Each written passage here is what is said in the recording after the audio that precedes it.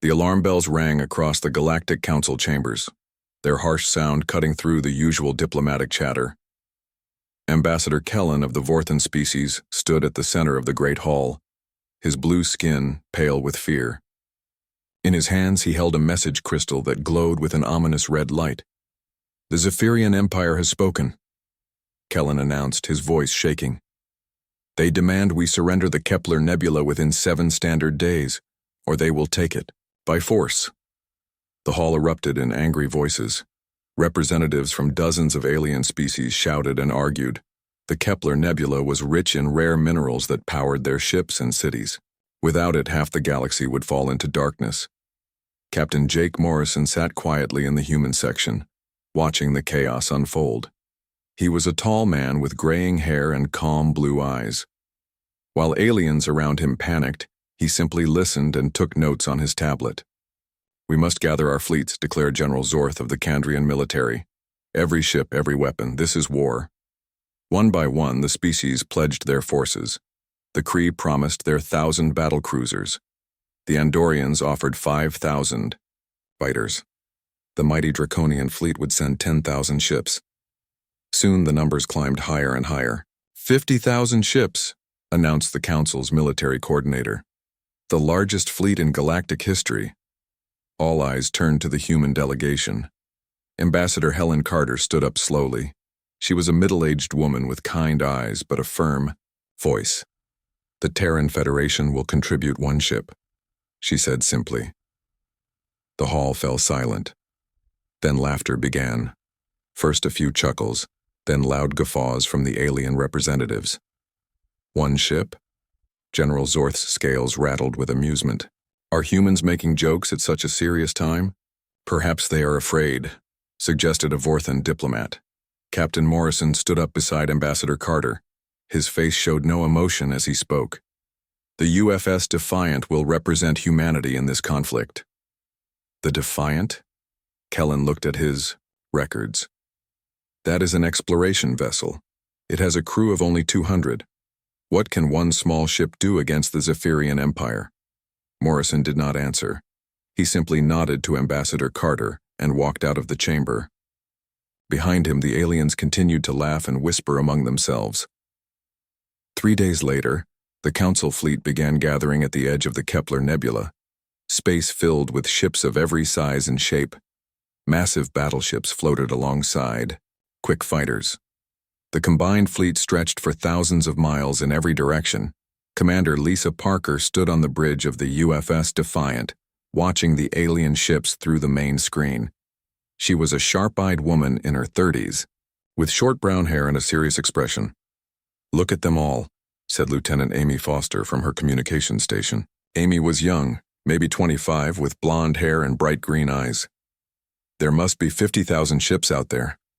53,712, corrected Dr. Sam Rodriguez from his science station. Sam was a quiet man, with dark hair and gentle brown eyes, but those who knew him understood he was brilliant with both science and weapons. Chief Engineer Ben Carter walked onto the bridge, wiping grease from his hands. Ben was older than the others, maybe 50, with gray hair and strong arms from years of working with machines. "The engines are running perfect," Ben reported to Captain Morrison. "Whatever you need this ship to do, she's ready." Morrison nodded, but said nothing. He held a sealed envelope marked with the highest security codes. Orders that could only be opened when they reached the nebula. "Captain," Amy called out, "we're getting messages from the alien fleets. They want to know our battle plans." "Tell them we'll take our position when the time comes," Morrison replied. On the main screen, they could see alien commanders shaking their heads in confusion. Some pointed at the small human ship and laughed. Others looked worried, wondering what the humans were really planning. Hours passed. The massive Council fleet organized itself into battle formations. Cruisers formed the front lines. Fighters prepared for quick attacks. Support ships stayed in the rear, but the Defiant remained alone, floating at the edge of the formation. "Sir," Dr. Rodriguez said quietly, "I'm reading some unusual energy patterns from our ship." Morrison looked at him sharply. "What kind of patterns?" "It's hard to say. The readings don't match anything in our normal systems. On the communications channel, alien voices grew more confused and frustrated. "What are the humans doing?" demanded a Kree captain. "Their ship is too small to help in a real battle," complained an Andorian pilot. "Maybe they should just leave," suggested someone else. Lieutenant Foster muted the communications and turned to Morrison. "Captain, they're starting to question our commitment to the Alliance." Morrison walked to the front of the bridge and stared out at the vast fleet. Somewhere beyond the nebula, the Zephyrian Empire was preparing their own massive force. Intelligence reports suggested they had even more ships than the Council. "Sir," Commander Parker said softly, "the crew is getting nervous. They know this isn't a normal exploration mission, but they don't know what we're really doing here." Morrison touched the sealed envelope in his pocket. "They'll know soon enough." Suddenly, new alarms sounded across the fleet. Long-range sensors detected the approaching Zephyrian armada. Ship after ship appeared on the screens more than anyone had expected. 80,000 vessels, Dr. Rodriguez reported, his voice tight with worry. "They outnumber us." The alien commanders began sending frantic messages. Some talked about retreating. Others demanded to know if reinforcements were coming. A few asked again what the human ship planned to do. Morrison finally opened the sealed envelope. As he read the orders inside, his expression grew serious. Commander Parker watched his face and knew their mission was unlike anything they had ever done before. "Captain?" she asked quietly. Morrison looked around at his crew. These people had served with him for years. They trusted him completely, even when they didn't understand what was happening. "Amy, open a channel to the fleet," Morrison ordered. "Channel open, sir." "All ships, this is Captain Morrison of the UFS Defiant. We are ready to begin." "Ready to begin what?" demanded General Zorth over the communications. Morrison looked at the sealed orders one more time, then at his crew. What they were about to do would change everything. The galaxy would never be the same. "You'll see," Morrison said simply, and closed the channel. In the distance, the Zephyrian fleet continued to approach. The largest space battle in galactic history was about to begin, and somehow, one small human ship was going to make all the difference. The crew of the Defiant waited, quietly on their bridge, not knowing that their captain held in his hands the power to end the war in ways no one could imagine. The Zephyrian fleet emerged from hyperspace like a dark cloud spreading across the stars. Admiral Thrakvar commanded the massive armada from his flagship, a ship so large it could swallow most planets. His red eyes gleamed as he counted the enemy vessels ahead. 80,000 ships under my command, he growled to his officers. "The Council fools brought only 50,000. This will be easier than expected." On the bridge of the UFS Defiant, Dr. Sam Rodriguez watched his sensor readings with growing concern. The numbers kept climbing as more Zephyrian ships appeared. "Captain, they have us outnumbered by 30,000 vessels," he reported. "Captain." Morrison stood at the center of the bridge, still holding his sealed orders. Around him, his crew worked quietly, but he could feel their tension. They were good people, and they deserved to know what they were really facing. "Amy, patch me through." "To the Council fleet commanders," Morrison said. Lieutenant Foster's fingers danced over her controls. "You're connected, sir." "This is Captain Morrison. I need to speak with all senior commanders immediately." Within minutes, the main screen filled with alien faces. General Zorth's scales were dark with worry. Commander Velith of the Androians looked pale. Even the usually calm Draconian admiral seemed nervous. "Captain Morrison," General Zorth spoke first. "We are badly outnumbered. Some of our ships are already requesting permission to retreat. The Kree battle group is talking about falling back," added Commander Velith.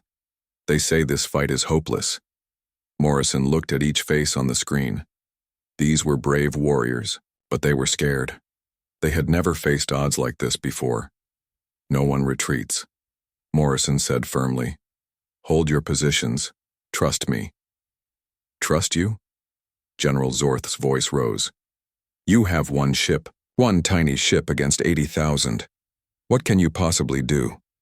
Morrison was quiet for a long moment. Then he reached into his pocket and pulled out the sealed envelope. The orders that would change everything. "I'll show you," he said, and closed the communication channel. His crew watched as Morrison opened the envelope with steady hands. As he read the contents, his face grew very serious.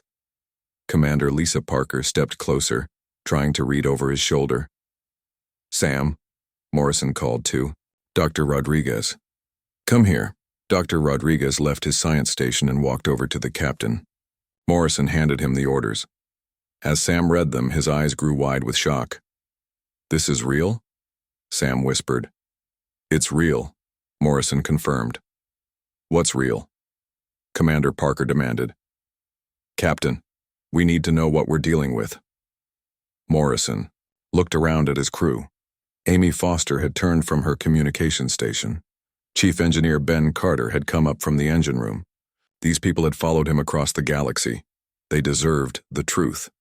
"This ship is not what you think it is," Morrison began. "The Defiant is not an exploration vessel. It's humanity's first Singularity-class warship." The bridge fell silent. Even the usual hum of the engines seemed quieter.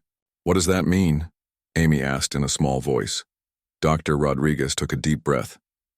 "It means our ship contains a miniaturized black hole, a controlled singularity held in perfect containment." Ben Carter's face went white. "A black hole? In our ship?" "That's impossible," Commander Parker said. "The technology doesn't exist." "It does now," Morrison replied. "Dr. Rodriguez, tell them." Sam's voice was quiet as he explained. 3 years ago, my wife and daughter were killed in a Zephyrian raid on the colony of New Boston. After that, I volunteered for a secret project.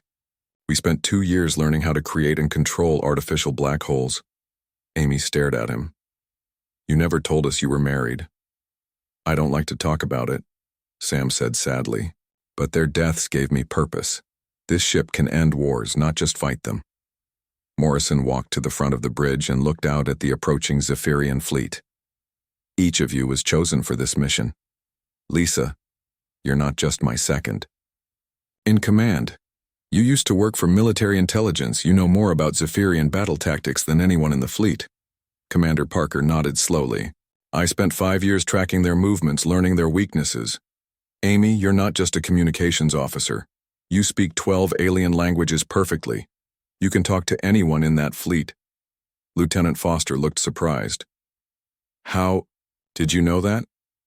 "Ben," Morrison continued, "you didn't just build normal engines. You helped design the containment system that keeps our singularity stable." Chief Carter rubbed his chin. "I wondered why some of those engine parts looked so strange." Morrison turned back to face his crew. "We are not explorers. We are humanity's ultimate weapon. But we're also its conscience. The power we carry could destroy entire star systems. We have to use it wisely." On the main screen, the Zephyrian fleet continued to advance. Admiral Throckvar's flagship led the charge, its massive guns already powering up for battle. "Captain," Amy said nervously, "they're sending us a message." "Put it through." Admiral Throckvar's ugly face filled the screen. His red eyes burned with anger and confidence. "Council fools," he snarled. "You are outnumbered and outgunned. Surrender now, and we will let half of you live." Morrison stepped forward. "This is Captain Morrison of the UFS Defiant. We reject your terms." Throckvar laughed, a harsh sound like grinding metal. You command one small ship. What threat are you to my mighty fleet?" "You'll find out," Morrison said calmly. "Brave, words from a dead man," Throckvar sneered. "In 1 hour we attack. Prepare to die." The communication ended, and the bridge fell quiet again. 1 hour, Commander Parker said. "What do we do?" Morrison walked back to his captain's chair and sat down. "We get ready to show the galaxy what humans can do." Dr. Rodriguez returned to his science station and began powering up systems that the rest of the crew had never seen before. Energy readings spiked across his monitors. "Singularity drive coming online," he reported. "Containment field is stable." Ben Carter hurried back to the engine room. I'll make sure everything holds together when we start using that thing. Amy. Foster opened communication channels to the Council fleet. Sir, the alien commanders want to know what our plan is. Some ships are already starting to fall back. Tell them to hold position and watch, Morrison ordered. They're about to see something new. Through the main screen, they could see the massive Zephyrian fleet forming attack formations. Thousands of ships moving into position like pieces on a chessboard. In the distance, the Council fleet looked small and scared. Morrison touched the controls on his chair. Hidden systems throughout the ship began to wake up. The Defiant was no longer pretending to be a simple exploration vessel. Lisa, Morrison said to his second in command, are you ready to change galactic history? Commander Parker looked at the approaching enemy fleet, then at her captain. With you, sir. Always. The countdown began. In 57 minutes, the largest space battle in galactic history would begin, and humanity's secret weapon was finally ready to reveal itself. The first shots of the battle lit up space like deadly fireworks. Admiral Throckvar's flagship fired its massive plasma cannons, and streaks of burning energy crossed the void between the two fleets. The Council ships returned fire, their weapons, creating brilliant flashes against the darkness. Captain Morrison watched from the bridge of the Defiant as the battle began around them.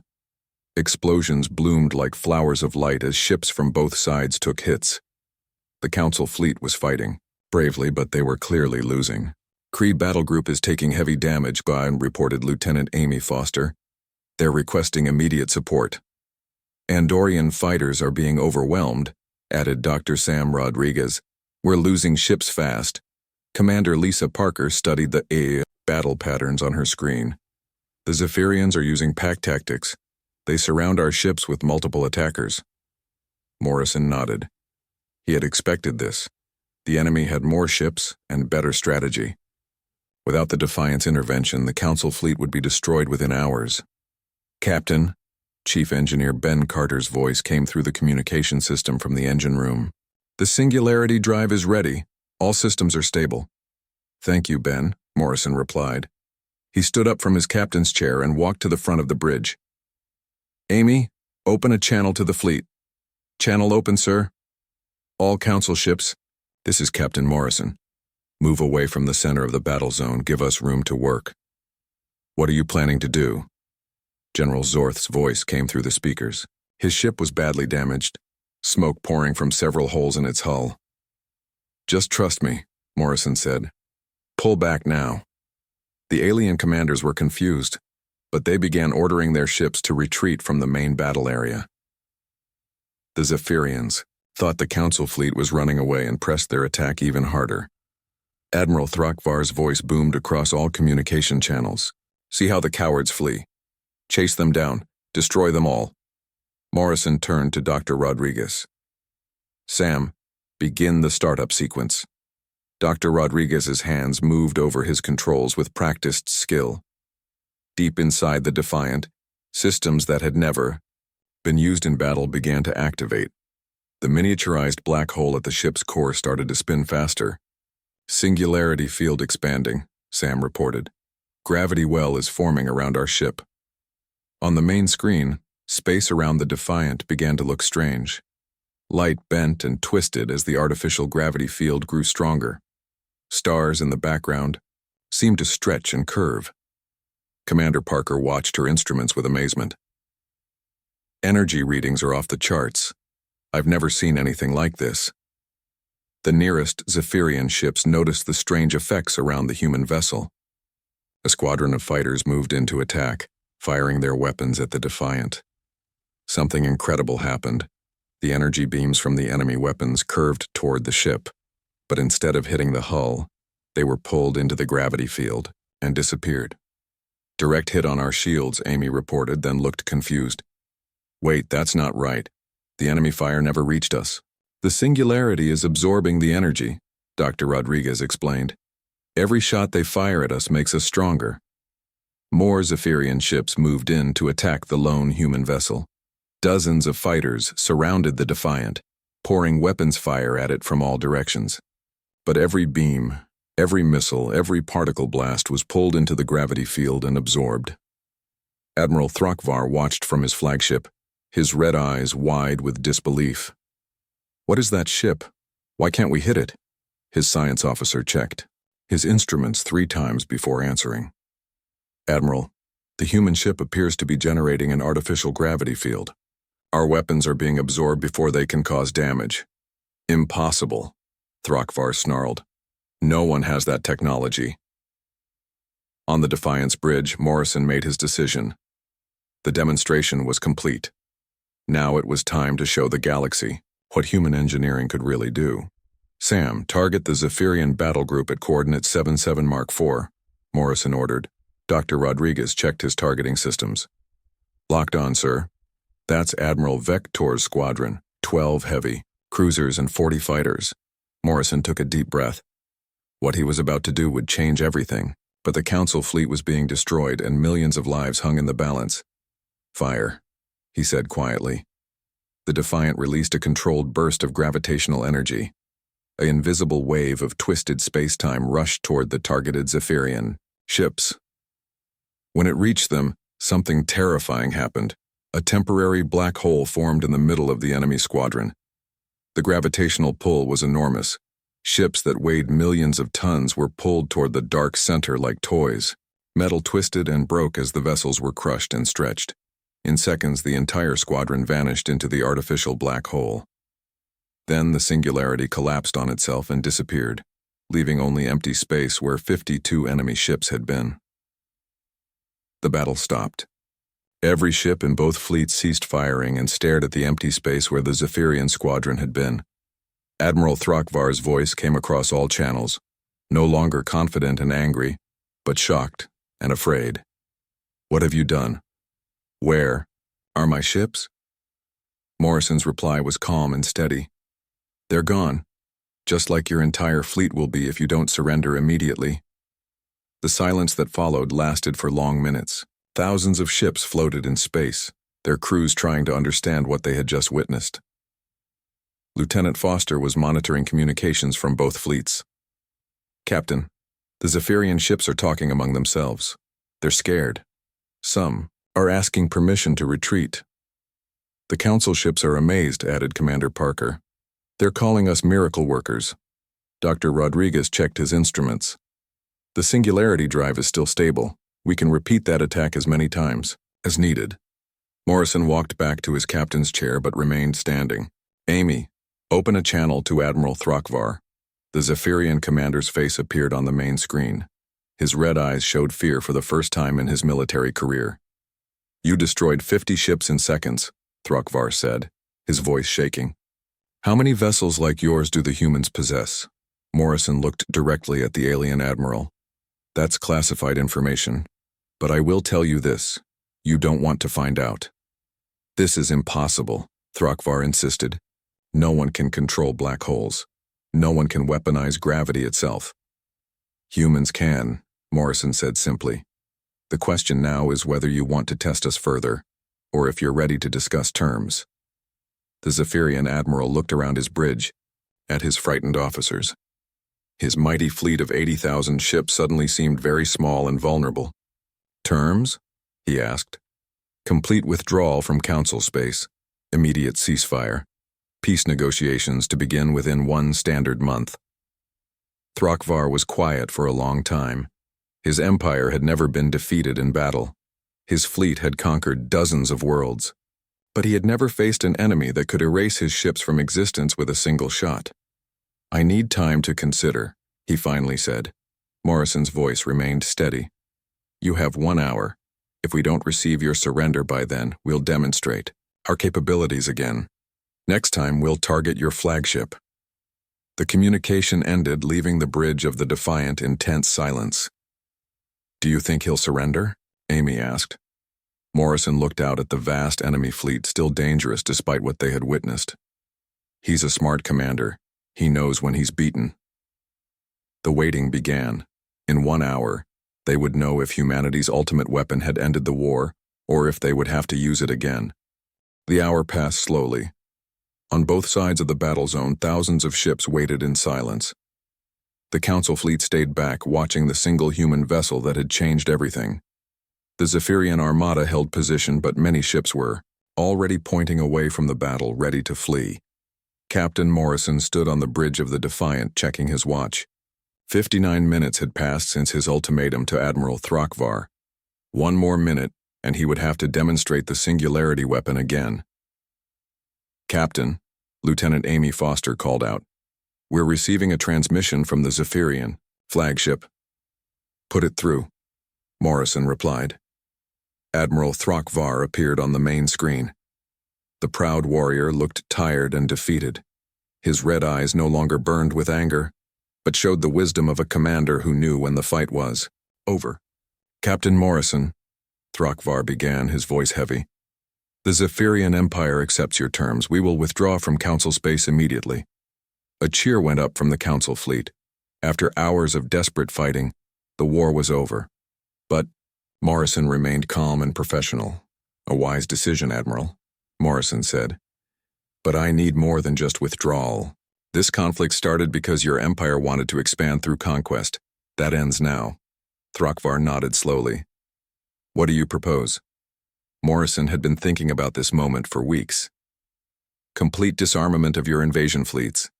Your ships can keep defensive weapons, but no more weapons designed for attacking planets. Open borders between our territories for trade and diplomacy. Most importantly, no more aggressive expansion." "And if we refuse?" Throckvar asked, though they both knew the answer. "Then you'll discover exactly how many ships like this one humanity has built," Morrison replied. The Zephyrian admiral was quiet for a long moment. Finally, he spoke. "How many do you have?" Morrison smiled slightly. It was the question everyone wanted answered. "Enough." Dr. Sam Rodriguez looked up from his science station. The singularity drive was still active, still bending space around their ship. But now it served as a symbol of peace rather than a weapon of war. "The gravitational field is stable," Sam reported. "We can maintain this demonstration as long as needed." Commander Lisa Parker monitored communications from both fleets. "The Council ships are asking permission to approach us. They want to thank us personally."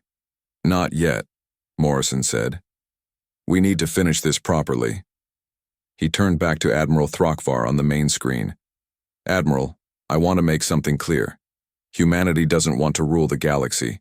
We don't want your territory or your resources, we just want peace." "Then why build such terrible weapons?" Throckvar asked. Morrison thought about Dr. Rodriguez, who had lost his family to Zephyrian raiders. He thought about all the worlds that had been conquered and destroyed by aggressive empires. He thought about the thousands of Council ships that would have been destroyed today without the Defiant's intervention. "Because sometimes to keep peace you have to be strong enough to stop those who would break it," Morrison answered. Admiral Throckvar understood. In his long military career he had seen many battles and conquered many worlds, but he had never met an enemy who used ultimate power to create peace instead of domination. "Your terms are acceptable," Throckvar said finally. "The Zephyrian Empire agrees to the ceasefire and peace negotiations." "Excellent," Morrison replied. "We'll meet at the neutral station near the Rigel system in 1 month to work out the details." The communication ended, and the bridge of the Defiant erupted in quiet celebration. Chief Engineer Ben Carter came up from the engine room, grinning widely. "We did it," Ben said. "We actually did it." Amy Foster was monitoring dozens of communication channels. "Captain, we're getting messages from all over the galaxy. News of what happened here is spreading fast." "What kind of messages?" Morrison asked. "Some are congratulating us. Others are asking for protection from their enemies. A few are demanding to know more about our technology," Amy replied. Morrison wasn't surprised. Word would spread quickly that humanity possessed weapons capable of ending entire fleets in seconds. Every government in the galaxy would want to know more. "Sir," Commander Parker said, "General Zorth is requesting permission to come aboard. He wants to meet with you personally." "Tell him he's welcome," Morrison said, "but remind him that our technology remains classified." Over the next few hours, representatives from dozens of Council species visited the Defiant.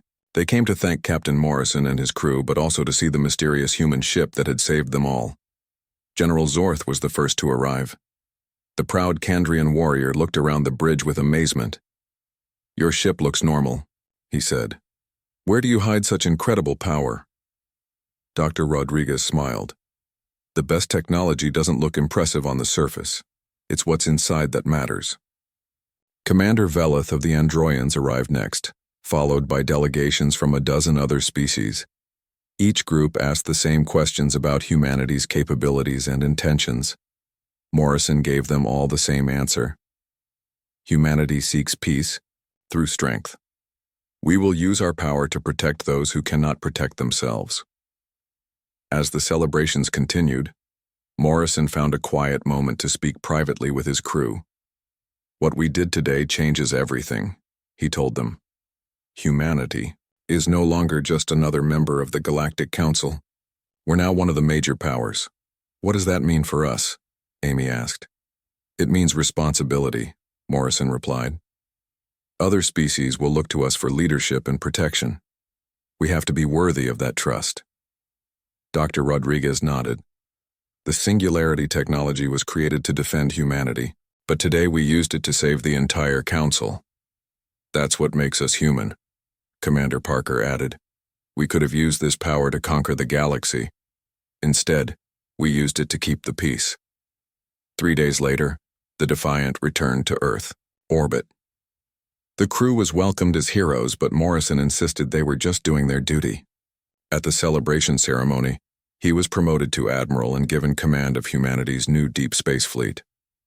But the biggest change was in how other species viewed humanity. No longer were humans seen as a minor species with limited technology. Earth's representatives now sat at the most important table in galactic politics. Dr. Rodriguez was assigned to lead a new research facility dedicated to defensive technologies. His work on the Singularity Drive had made him famous throughout the galaxy, though he still preferred to work quietly in his laboratory. Commander Parker became humanity's first ambassador to the former enemy territories. Her intelligence background made her perfect for the delicate work of building trust with former enemies. Lieutenant Foster was promoted to commander and given her own ship. Her language skills and diplomatic talents were needed as humanity expanded its role in galactic affairs. Chief Engineer Carter was assigned to train crews for the other Singularity-class vessels that humanity had secretly built. His experience keeping the Defiant's advanced systems running made him invaluable. Admiral Morrison stood in his new office on Earth, looking out at the stars. The galaxy was more peaceful now than it had been in centuries. The mere existence of humanity's advanced weapons served as a deterrent to would-be conquerors. But he knew the peace wouldn't last forever. Somewhere in the galaxy, new threats would emerge. When they did, humanity would be ready. The Defiant had proven that sometimes one ship with the right technology and the right crew could change the course of history. It wasn't about having the biggest fleet or the most weapons. It was about being smart, being prepared, and knowing when to use power and when to show restraint. The galaxy had learned an important lesson: never underestimate humanity's ability to find a better way.